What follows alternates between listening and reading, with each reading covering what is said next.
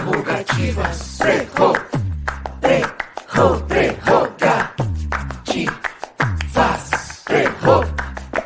Prerrogativas.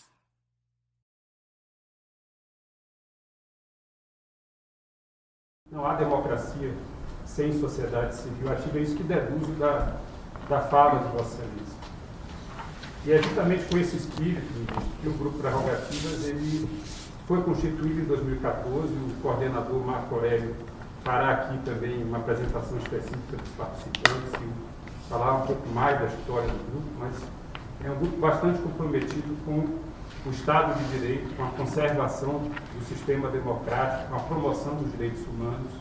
É um grupo plural que tem representantes de vários estados do Brasil, de vários segmentos sociais e tem esse foco num aspecto relevante que é a defesa do Estado democrático de direito. E, sem dúvida, é um grupo que sempre esteve vinculado a uma visão crítica inclusive do próprio funcionamento do Poder Judiciário, como não poderia deixar de ser. Mas existe algo que nos une e diz respeito à defesa das instituições. E nesse ponto, nós estamos todos de acordo, sempre estivemos e sempre fomos muito firmes, porque as instituições democráticas, as instituições de Estado são uma conquista da sociedade brasileira. E sobre isso não existe nenhuma dissensão, nenhuma divergência, o grupo sempre tem se manifestado. Quando estivemos há pouco tempo com Vossa Excelência, já havíamos transmitido esse nosso compromisso. E é claro, quando existe aí um ataque à confiabilidade do voto, do sistema eleitoral, a difusão de falsidades, de inverdades, o que se coloca em risco, precisamente, é a própria integridade do sistema democrático, não apenas da justiça eleitoral, mas dessa grande conquista da sociedade brasileira, que é a democracia. E é evidentemente que nós não estamos aqui falando de diferenças políticas que sejam toleráveis, porque o extremismo, ele propõe justamente que o regime democrático seja afetado. Vossa Excelência, no seu discurso de posse, chegou a mencionar que as diferenças políticas elas devem ser solvidas justamente por esse grande espetáculo de louvação do voto popular, né, como manifestação de vontade da nossa sociedade. Então, nesse sentido, como também disse Vossa Excelência naquela ocasião, a democracia é inegociável. É isso que nos une aqui, que nos trouxe até aqui. Nós estamos firmemente comprometidos em evitar que haja esse grande ocaso, senão que haja talvez um maravilhoso alvorecer democrático em nosso país. Então, com essas palavras que eu inauguro aqui nossas manifestações e devolvo a palavra ao nosso coordenador do Grupo Prerrogativas, o advogado. E para dizer que nós vamos nos somar sob o seu comando a todas as iniciativas necessárias para a defesa da democracia, da rigidez das instituições e do nosso sistema, enfim, eleitoral, que é determinante, enfim, né, um pressuposto, digamos, fundante do Estado Democrático de Direito. Então, para hipotecar a nossa restrita solidariedade, o grupo, o senhor conhece a maior parte das pessoas, eu não vou tomar muito tempo dessa audiência para apresentá-las, mas são muito representativas, e todo mundo vai ter oportunidade de falar um pouquinho, algumas pessoas pelo menos, aproveitando o tempo de vocês, mas a gente não podia deixar de vir aqui nesse momento especial, porque os ataques, claro, são direcionados à corte, mas também à sua pessoa. Então é nessa dimensão que a gente hipoteca a nossa solidariedade. Muito obrigado. Ao Tribunal Superior Eleitoral, evidentemente, e ao senhor, em especial, que está conduzindo esse processo num momento tão delicado do país, né? Então, além disso, nós viemos mandatados pelo diretor da Universidade de São Paulo, da Faculdade de Direito, né, do Largo São Francisco, e o professor Celso Campilongo, e viemos vir trazer um convite ao senhor, ao nosso corregedor, à senhora, enfim, e a todos os integrantes da corte, assessoria. Nós vamos fazer um evento no dia 11, que começa às 10 horas da manhã, com um desagravo ao Tribunal Superior Eleitoral, ao Supremo e às instituições. O evento, no período da manhã, vai contar com a participação e com a condução, inclusive, da Fiesp. A nossa ideia, enfim, é envolver diversos atores da sociedade civil, e o cunho, embora político, não é partidário, evidentemente. Inclusive, salvo o melhor juízo, o senhor destacou, acho que o ministro Alexandre de Moraes, a princípio, para estar lá. Mas para nós seria uma honra, caso eventualmente o senhor pudesse conciliar a agenda, o senhor receberia, na ocasião, uma homenagem de diversos juristas, enfim, do país, dessas universidades, não só de São Paulo, mas de diversas outras, se somaram a esses esforços atores envolvidos, enfim, né, na pauta das disputas ambientais. O senhor já recebeu vários deles, né, o Grupo 342 Artes, e diversos outros segmentos da sociedade civil, inclusive, como eu disse, segmentos do empresariado. A ideia é que às 11h30 essa carta seja lida. A princípio, ela seria lida pelo ministro. Nós estamos só verificando a possibilidade real dele, né, que parece que estava com um probleminha pessoal, o ministro Celso de Mello, né, e que sempre, enfim, nos recebeu com muita alegria e com muita simpatia, né, no Supremo, para tratar de temas variados. Ele faria a leitura, mas é claro que se o senhor for, a gente pode se adequar ao protocolo que o senhor estabelecer. A sua presença para a gente é um motivo de muita alegria e de muita honra. Foi atendendo o seu chamado, inclusive no discurso de posse, mas também naquela gentil reunião que o senhor nos conferiu, quando o senhor disse, olha, o réu, o paciente é a democracia, nós precisamos na defesa da democracia, foi atendendo, digamos, esse chamado, já compreendendo a visão estratégica, né, que caracteriza a sua atuação, que a gente se organizou para fazer, inclusive, esse chamado. Então, os professores da Universidade de São Paulo vão estar à frente desse processo, junto com diversos segmentos da sociedade civil. Então, a sua presença realmente é uma honra. E a nossa intenção, muito rapidamente também, era de parabenizar a medida que o senhor, enfim, implementou, né, esse Comitê de Acompanhamento da Violência Política, e dizer que nós estamos muito preocupados. O país vive, talvez, um dos momentos mais delicados. A ameaça ela é real. Nós sentimos isso na pele. Muitos de nós que somos identificados, digamos, com uma pauta que é contra-majoritária na essência, em relação a vários temas, como disse o Mauro, a gente sofre isso na pele no dia a dia, né, Carol? Enfim, nos nossos espaços de trabalho, nas ruas. Infelizmente, a escalada da violência política vitimou recentemente em Foz do Iguaçu uma figura pública que chegou a ser candidato a vice-prefeito por um partido político, candidato a vereador, um guarda municipal. Mas não é um episódio isolado. Por isso nós queremos festejar e sabemos que está em excelentes mãos, um ministro que tem o nosso respeito, merece o nosso reconhecimento, as nossas reverências, o nosso aplauso, porque nos preocupa demais, demais. Nós tivemos um episódio na Bahia, o assassinato de um mestre capoeirista, tivemos o assassinato, que inclusive foi desvinculado da questão política, do ódio político, mas o próprio inquérito comprova que o objeto foi esse, não muito diferente de Foz do Iguaçu.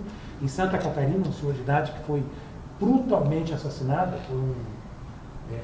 por um militante que era lutador de jiu-jitsu, né? Santa Catarina foi um assassinato horroroso e a gente está sentindo a escalada da violência política. E o senhor está reagindo à altura. Criou um comitê, enfim, né, de acompanhamento da violência política, ao qual, humildemente, a gente gostaria de se somar, na condição que for, como sociedade civil, mas entre os diversos representantes daqui, nós temos 70 entidades dentro de prerrogativas, OAB Nacional, Estadual, Conselheiros Federais, IDDD, IBCCRIM, ABJD, Coalizão Negra por Direitos, que o senhor recebeu, enfim, que hoje, inclusive, estamos nos Estados Unidos, no Departamento de Estado, chamando a atenção para as eleições brasileiras e depositando crédito na sua condução, estão sendo recebidos agora. Tivemos a notícia, antes de entrar aqui, que o próprio presidente da República vai recebê-los. Para a gente foi uma surpresa, porque a princípio não estava combinado. Então, a nossa ideia é, de alguma forma, se somar a esses esforços e acompanhar esse comitê. Então, o objetivo era, rapidamente, hipotecar a nossa solidariedade institucional, parabenizá-los pelas iniciativas, nos somar a esses esforços, fazer esse convite para vocês. Claro que eu sei que isso tem que ser avaliado sobre várias circunstâncias, tudo tem que ser muito calculado, sobretudo num momento como esse, né? Mas seria para a gente realmente uma alegria enorme que vocês pudessem participar. Renovar o nosso convite para o senhor, no formato que o senhor definiu, participar de uma live de esclarecimento. Sim. O ministro Lewandowski esteve conosco, nós reunimos quase 1 milhão de pessoas, segundo dados da TVT e das afiliadas, porque teve retransmissão em cadeia nacional, o Procurador-Geral da República esteve conosco, o ministro Alexandre.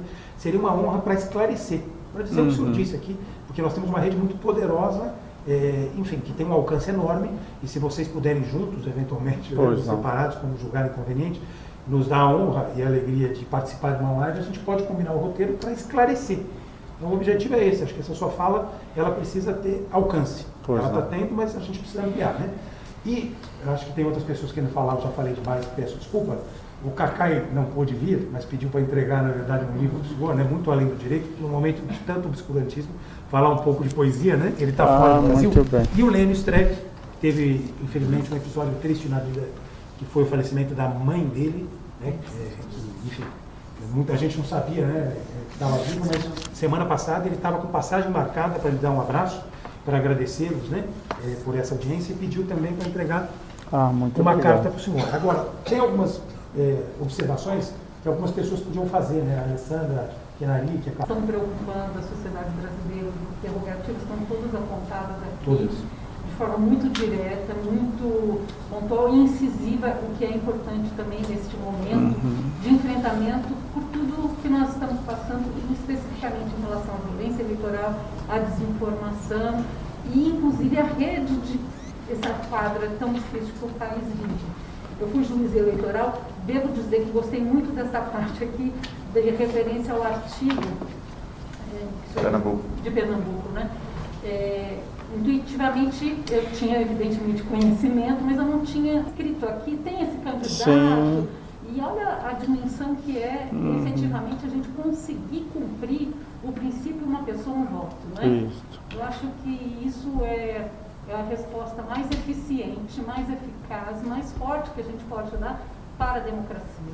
Então, eu saio daqui muito satisfeita, vendo toda essa forma incisiva de enfrentar como é necessário o que está se passando no nosso país.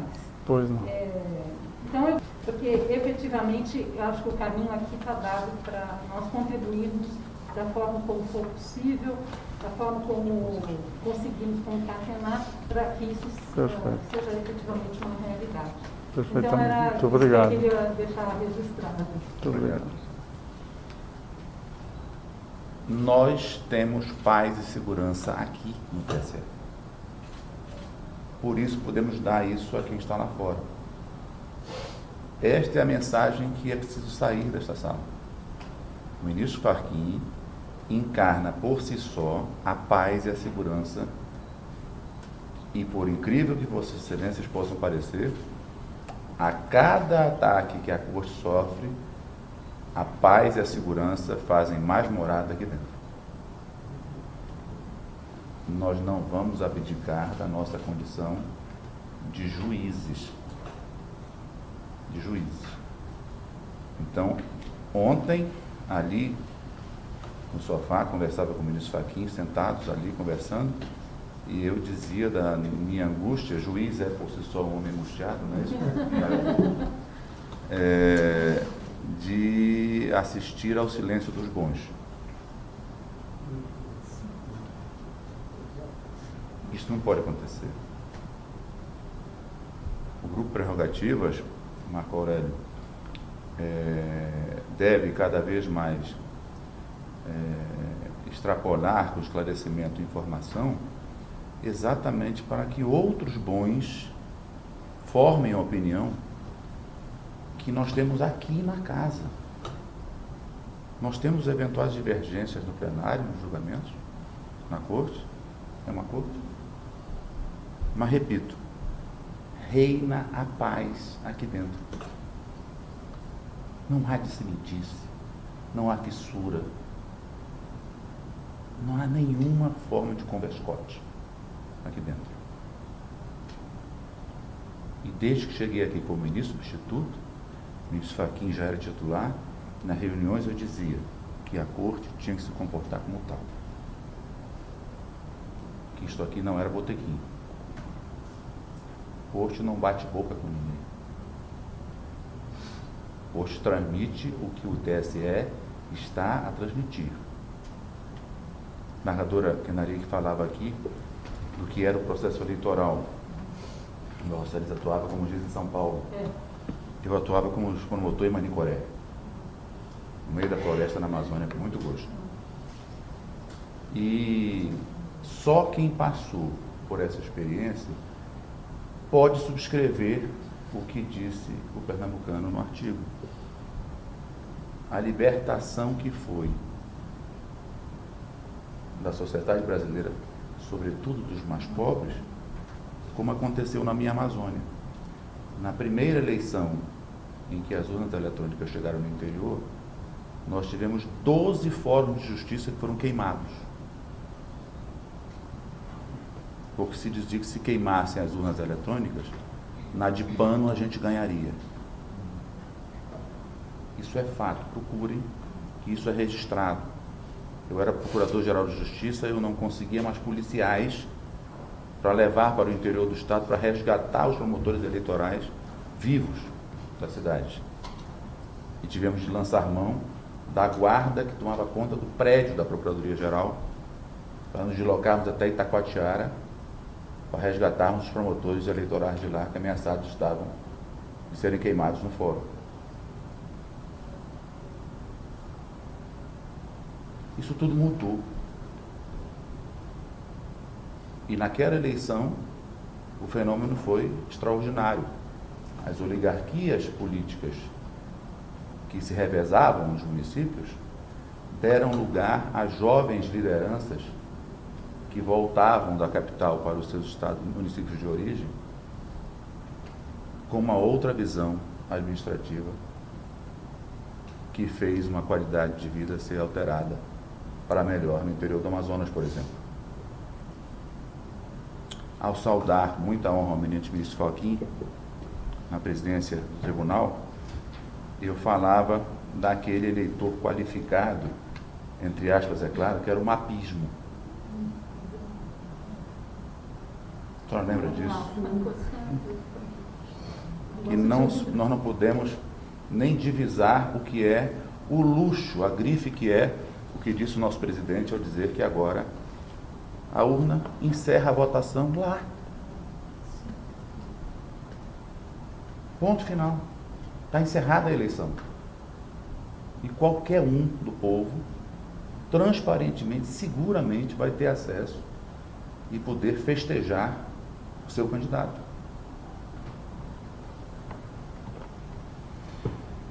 O presidente me incumbiu de coordenar este grupo de trabalho que, a meu ver, precisa ter dois objetivos concomitantes. O primeiro deles é o informativo esclarecedor. Nós temos que, a exemplo que está acontecendo agora aqui, massificarmos essas informações. Porque só assim nós vamos destruir esse, sim, converscote de descrédito ao sistema eleitoral nacional. Formadores de opinião, e a partir desse GT, com o auxílio da sociedade civil, todos aqui estão intimados a colaborar com o grupo de trabalho, encaminhando sugestões. Este é um objetivo. Concomitantemente a isso, temos que fixar rotinas de apuração e repressão célere e imediata a qualquer tentativa de violação a qualquer direito, qualquer tentativa de violência no processo eleitoral brasileiro. Nós temos, em suma, que fazer deste GT um veículo condutor daquilo que, com mestria, coloca o nosso presidente. Paz e segurança parte daqui. Nós estamos em paz e seguros de que temos um sistema eleitoral íntegro, auditável, cumprimos a lei, o calendário está em dia, a justiça eleitoral presta um serviço extraordinário à democracia brasileira, esses 90 anos de existência dela. E eu espero, com toda a convicção, não decepcionar a delegação que me foi passada pelo ministro Fachin, para que, repito, nós tenhamos uma campanha muito forte e intensa de esclarecimento, mas de fixação de rotinas para que as instâncias controladoras efetivamente respondam de forma séria a isto. E nós também temos, na própria Corregedoria, já um serviço, por conta dos inquéritos administrativos que temos, que estamos disponibilizando a todos os promotores eleitorais e a todos os juízes eleitorais e aos regionais eleitorais rotinas de apuração na parte cibernética. Não haverá, a tentativa é evitar aquele delay, com perdão do estrangeirismo. em qualquer forma de apuração. Muito obrigado. Obrigado, Mário. O grupo que nós temos aqui já de algum tempo que se dedica a dialogar e atuar sobre violência de gênero, denomina-se TSE Mulheres. A Cristine integra o grupo, eu gostaria de ouvi-la também. Na verdade, a violência política de gênero tem sido uma preocupação não apenas das mulheres acadêmicas, mas principalmente daquelas, e vieram muitas ao nosso encontro neste semestre, que se dedicam e querem se dedicar à política. Já passou o tempo em que mulheres precisavam ser filhas ou precisavam ser esposas de grandes nomes do mundo político para tentarem as suas vidas políticas autônomas, bem resolvidas. Eu gosto muito de ressaltar, ministro Fachin, ministro Mauro, todos e todas, que aquelas que nos precederam fizeram um trabalho extraordinário, a ponto de nos deixar muito orgulhosos, seja no processo constituinte de 88, seja na luta dos mandatos federais, estaduais, municipais, que ocuparam na irrisoríssima percentagem de 10%, 15%, e fizeram trabalhos incríveis. E a violência política de gênero está muito, muito bem aparelhada no nosso país para termos uma efetiva participação das mulheres. As mulheres estão absolutamente prontas. Agora, o que a gente tem feito, principalmente a partir de grupos como o TSE Mulheres, é elucidado esse trabalho que está no Congresso, que está nas academias, que estão principalmente evidenciados na macro e na micropolítica brasileira, para que elas possam ter a chance efetiva de ocupar esses espaços.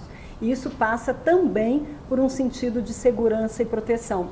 O Tribunal Superior Eleitoral tem se aberto, principalmente na figura da nossa presidente, que é a ministra Maria Cláudia, que preside aquele grupo com muita empolgação, com muita generosidade, com uma ocupação genuína, né, de um lugar de escuta, de um lugar de acolhimento, para que a gente possa efetivamente, junto com a Procuradoria-Geral Eleitoral, principalmente na figura delegada da doutora Raquel Branquinho, fazer um trabalho de acompanhamento dia a dia. A doutora Raquel e a ministra Maria Cláudia têm feito um acompanhamento quase que pegando na mão dessas políticas que vêm através do TSE Mulheres com suas denúncias, com seus reclamos, com suas angústias, né, para que elas realmente possam se sentir seguras a concorrer. Muitas delas falaram que, infelizmente, não estão conseguindo encontrar espaço para as suas candidaturas por conta de problemas intrapartidários ou por conta de problemas pessoais. Mas nós temos feito um trabalho de fomento, um trabalho de estímulo para que essas mulheres que se sintam vocacionadas à política possam estar no pleito de forma segura. E agora, como coordenadora executiva, né, Secretaria-Geral da Presidência desse grupo, esperamos e vamos deixar as portas abertas para todas as sugestões, para todas as denúncias, para que possamos também ser uma ponte, né? Tenho dito ao ministro Fachin que a nossa gestão, por ser muito curta, é uma ponte entre a margem do ministro Barroso e a margem do ministro Alexandre, mas sempre nesse sentido de um trabalho contínuo e muito importante para que as eleições de 2022 realmente possam ser as melhores, né, no sentido das condições materiais, né, para enfrentar os nossos dissensos políticos e as nossas dificuldades da margem da política, que não é a nossa. Muito obrigado. Tanta luta, né, chegar nesse ponto. É verdade. Doutor Luiz Viana, pois não. Muito rapidamente. Primeiro, reiterar os agradecimentos a Vossa Excelência, ao ministro Campo e à doutora Cristine de me receber aqui, fazer minhas as palavras de todos que me antecederam, fazer um depoimento e uma manifestação muito rápida sobre as nossas eleições. Então, primeiro, esse depoimento. E segundo, uma manifestação muito rápida, que eu acho que está implícito em tudo que já disseram, mas eu gostaria de explicitar. As eleições democráticas no Brasil não pertencem nem ao presidente da República, nem a nenhum que tenha sido eleito. As eleições democráticas pertencem ao povo do Brasil. E Vossa Excelência, a Justiça Eleitoral, é um instrumento disso. Não para que o Estado esteja a serviço daqueles que serão eleitos, mas para estar a serviço do povo. E como disse, eu adorei o texto que Vossa Excelência colocou, daqueles mais pobres, porque é uma das raríssimas oportunidades no nosso país, com uma sociedade tão desigual, como Vossa Excelência falou, que nós todos somos iguais. Quando vamos à urna eletiva, a pessoa mais pobre, a pessoa mais rica do nosso país é absolutamente igual. E é por isso que a democracia é tão mal vista por aqueles que não querem a igualdade, porque é um valor revolucionário. Então, assim, fazer minhas as palavras de todos que me antecederam e dizer, nos convoque, presidente. Estaremos aqui ao seu lado, ao lado do ministro Câmpio, para aquilo que estiver ao nosso alcance. Muito obrigado.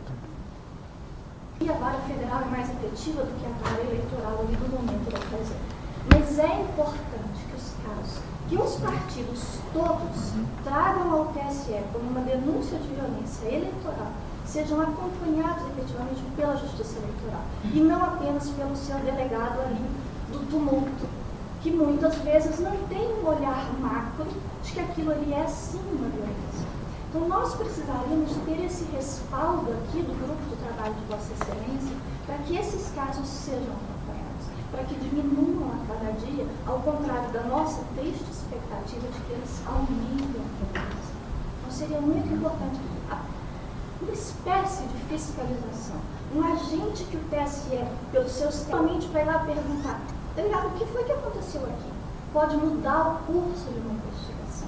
O que é importante? Nós que tratamos do direito penal é que quem hoje está em casa orquestrando que um drone vai atacar eleitores numa fila, saiba, ele vai ser investigado, ele vai ser punido e ele será preso.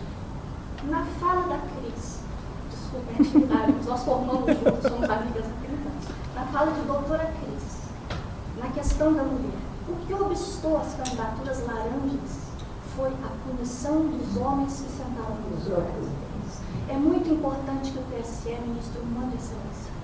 Você, candidato, que está semeando o caos, vai ser caçado lá na frente. O TSE não vai admitir a violência, a morte, a bomba, o drone. Então, fica esse pedido, ministro, de que o TSE acompanhe os inquéritos, onde os partidos tragam e digam, eu vejo nesse inquérito uma violência política. Para que a gente consiga mandar essa mensagem para quem está no momento planejando um mal. Você vai ser preso. E nós vamos caçar o seu mandato adiante.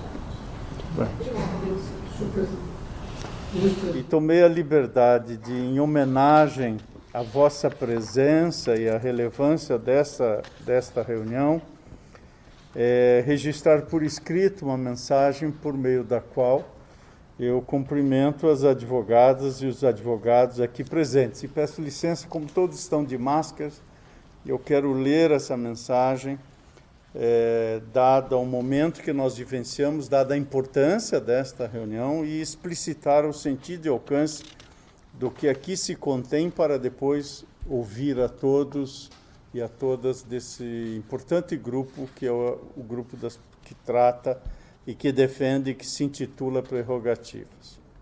Eu digo que é louvável a preocupação com a democracia e a vida pública no país.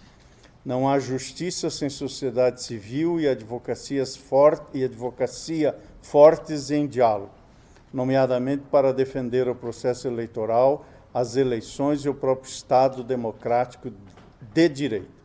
É nosso dever exercitarmos a escuta e o diálogo como formas próprias de uma sociedade plural e diversa, como, aliás, têm sido as audiências e encontros nessa presidência com as defesas técnicas dos mais diversos candidatos, sem distinções nem privilégios. Cumpre respeitar todas as cosmovisões. A Justiça Eleitoral está preparada para as eleições gerais de 2022. Gostaria de sublinhar esse aspecto. A Justiça Eleitoral está preparada para as eleições gerais de 2022. E os números desse ano impressionam. Eu apenas aqui os cataloguei para termos presentes. Teremos mais de 156 milhões de eleitoras e eleitores, sendo 82 milhões mulheres e pouco mais de 74 milhões no sexo masculino. Haverá eleições em 5.570 cidades no Brasil e 181 no exterior. Tudo isso já está encaminhado, preparado e organizado. Essas eleições se darão por meio da existência e funcionamento de 496.512 sessões eleitorais. É o maior número de sessões eleitorais, é o maior número de eleitores da história política do Brasil. E, portanto, também é o maior número de utilização que nós teremos de urnas eletrônicas no Brasil. Teremos perto de 500 mil urnas eletrônicas que serão utilizadas. E posso lhes adiantar que estão todas no ritmo do cronograma da respectiva preparação. Portanto, o que eu gostaria de dizer ao início desta reunião, em nome do Tribunal Superior Eleitoral, é que nós, como não poderia deixar de ser, realizaremos as eleições e os eleitos serão diplomados. Esta é uma cláusula pétrea da Justiça Eleitoral. Os eleitos serão diplomados. O calendário eleitoral está em dia, a regra está dada e esse tribunal não se omitirá. A Justiça Eleitoral de todo o país não cruzará os braços. Somos aproximadamente 22 mil servidoras e servidores, 3 mil magistrados eleitorais, cerca de 3 mil membros do Ministério Público Eleitoral e 27 tribunais regionais eleitorais altamente capacitados e preparados e sintonizados em todo o Brasil. Temos percorrido todas as regiões do Brasil com todos os tribunais regionais eleitorais. E no dia 2 de outubro, teremos, ao abrirmos as eleições, nós, como sabem, unificamos o término do horário de votação para as 5 da tarde, horário de Brasília. Portanto, o Acre vai acordar o Brasil eleitoral no dia 2 de outubro, iniciando as eleições às 6 da manhã. E também um esforço especial, com recursos que felizmente não nos faltaram. O Acre terá um apoio especial, inclusive com segurança e pernoite de mesários em escolas e locais distantes de votação, com apoio de autoridades de segurança, ou seja, começaremos com tranquilidade e segurança as eleições no Acre às 6 da manhã, para lá, encerrando às 3 da tarde, às 5 da tarde, em todo o Brasil, horário de Brasília, as eleições estarão concluídas. E é importante que se diga isso. Às 5 da tarde, as eleições estarão concluídas e dentro das urnas eletrônicas, as eleições estarão apuradas. A totalização é a quantificação numérica dos votos dados na urna eletrônica. E um voto dado na urna eletrônica é um voto computado. E por isso que, neste ano, às 5 da tarde, quando cada urna emitir o BU, o boletim de urna, que já era e continuará sendo afixado no local de entrada de todas as sessões eleitorais, com um QR Code para que possa ser lido, neste ano, todos os boletins de urna automaticamente irão para a rede mundial de computadores. Portanto, a apuração, por assim dizer, que é, na verdade, esta totalização matemática dos números que constam dos BUs, será feita pelo TSE e por quem mais que assim desejar fazer. Mais transparência do que isso evidencia, obviamente, como já disse mais de uma vez, que no Tribunal Superior Eleitoral, na Justiça Eleitoral Brasileira, não há nenhuma sala escura, nem na alma, nem na estrutura física do prédio. Portanto, nós temos essa estrutura preparada e sabemos que o tribunal não está só. Alguns minutos atrás, nós completamos a 100ª manifestação de apoio ao Tribunal Superior Eleitoral, Justiça Eleitoral, manifestada de segunda-feira última até o dia de hoje. Portanto, sabemos que o Tribunal Superior Eleitoral não está só, porque a sociedade tem evidenciado que não tolera o negacionismo eleitoral, contra posturas antidemocráticas, doses maciças de vacina de democracia. O ataque às urnas eletrônicas, como pretexto para se brandir cólera, não induzirá o país a erro. Há 90 anos, o Brasil criou a Justiça Eleitoral para que ela conduzisse eleições íntegras, e o Brasil confia na sua justiça. Amarrada à Constituição e a institucionalidade, qual Ulisses de Homero, a justiça eleitoral não se fascina pelo canto das sereias do autoritarismo, nem se abala às ameaças e intimidações. Somos juízes, e o nosso dever é abrir os nossos ouvidos à Constituição e às suas cláusulas pétreas democráticas, como bem pontuou metaforicamente o conhecido filósofo norueguês Jon Elster. A agressão às urnas eletrônicas é um ataque ao voto dos mais pobres. Esse é um elemento fundamental que se diga. Ontem, no dia de ontem, todos nós tivemos a oportunidade de ler um belíssimo texto do professor da Universidade Federal de Pernambuco, professor Marcos André Mello. Disse ele, sobre as urnas eletrônicas, o impacto foi avassalador para o eleitorado analfabeto. Entre 1980 e 2000, o Brasil ostentava o título de campeão de votos inválidos na América Latina. A introdução da urna eletrônica muda radicalmente as coisas. Em 2000, os votos inválidos caíram de 41% para 7,6%, um recuo de 82%. A emenda constitucional que garantiu o voto dos analfabetos foi simbólica, mas foi a urna o instrumento que emancipou de fato o eleitorado pobre. Portanto, defender a urna eletrônica é defender a democracia, e uma democracia inclusiva, especialmente numa sociedade discriminatória, injusta e desigual como a nossa. A urna eletrônica é uma urna de democracia inclusiva. Por isso, o que nós estamos preparando são eleições pacíficas, paz e segurança nas eleições, é o que nós propugnamos. Não toleramos violência eleitoral, que, como sabemos, é um subtipo da violência política. A justiça eleitoral não medirá esforços para agir a fim de coibir a violência como arma política, e o ministro Mauro Campbell Marques está à frente deste grupo de trabalho que vai sistematizar o que já foi feito, os protocolos que temos em curso e novas medidas adicionais para coibir a violência como arma política. A arma do direito não pode se transformar no direito às armas como forma de dissolver conflitos. Como também estamos preparados para enfrentar a desinformação como a prática do caos. São 7, em nosso modo de ver, os patamares de contenção numa importante rede de proteção à democracia.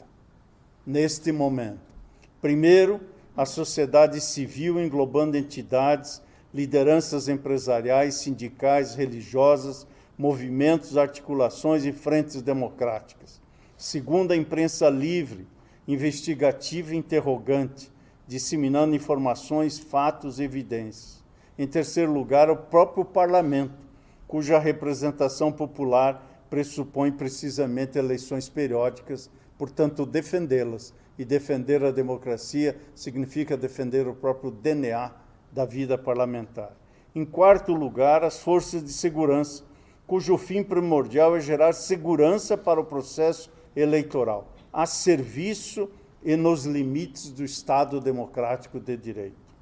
Em quinto, a democracia como uma questão global da casa comum da comunidade internacional. Por isso, o nosso acento importante às missões de observação eleitoral. Nós já temos confirmados mais de 100 observadores internacionais no Brasil. Diversas missões. A primeira missão avançada começa agora em 2 de agosto, que é a missão da União dos Organismos Eleitorais da América Latina, UNIORE. Estarão aqui dias 2 e 3 de agosto já numa missão avançada e preliminar da missão que virá em outubro. Sexto, a autoridade do Ministério Público Eleitoral, dela se necessitando sem omissões. E sétimo, a esses parâmetros se soma a justiça eleitoral.